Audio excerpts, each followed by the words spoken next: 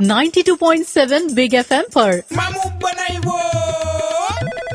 Hello, किसका काम है? પેલી કાપડની દુકાનમાંથી બોલો છો તમે? હા, બોલો બોલો. સર, મારો ટેણીયો, મારો સન તમારે ત્યાંથી જીન્સ લઈ ગયો હતો. એ બદલાવાની તમે ના પાડી દીધી. જીન્સની આઈટમ મારા પાસે દિવાળીમાં આવી. એટલે જૂની તમે આપી દીધી છે ને એમ? એટલે ભાઈ દિવાળી એટલે કેટલા દાડાની અંદર તમે માલ વેચવાનું? એમની દિવાળીમાં કોઈ ખાવાની વસ્તુ તો ક્યારની અત્યાર સુધી એક્સપાયર થઈ ગઈ હોય ને?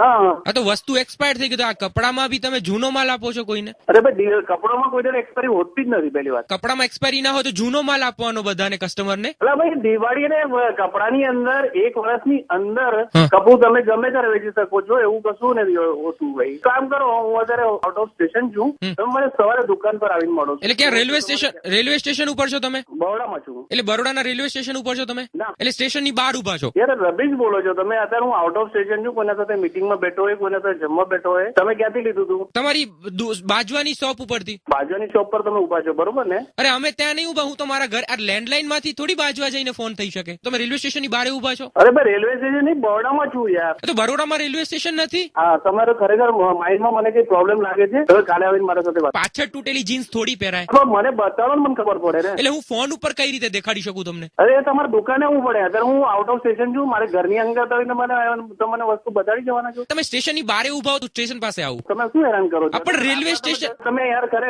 લેંગ્વેજ બી નથી સમજતા યાર.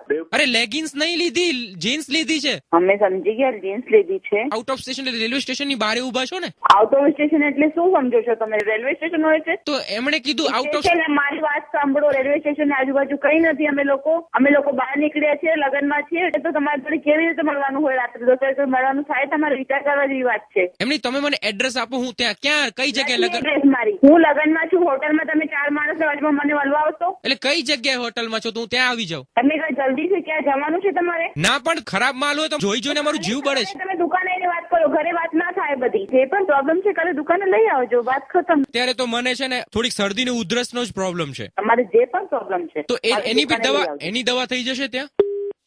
કિશોરભાઈ લાલવાની બોલો છો? હા, બોલો ને તમે. સર, ટેન્શન નહીં લેતા. 92.7 બિગ એફએમ રેડિયો માંથી વિનોદ બોલું છું, અને જામનગર થી ચારુજીએ તમારા નંબર આપ્યા હતા રેડિયો ઉપર મામું બનાવવા માટે. હા, મારી બાની થાય છે. હા, પતિ હવે આવે તો એનું કરું છું. ચલો એક વખત સર તમે બોલી દો, મામું બનાવ્યો. સારું, ચલો મામું બનાવ્યો. બસ થેન્ક યુ. મામું બનાવ્યો. જો તમે પણ કોઈને મામું બનાવવા માંગતા હોવ તો SMS કરો FM 927 સ્પેસ મામું, મોકલી આપો 55454 પર.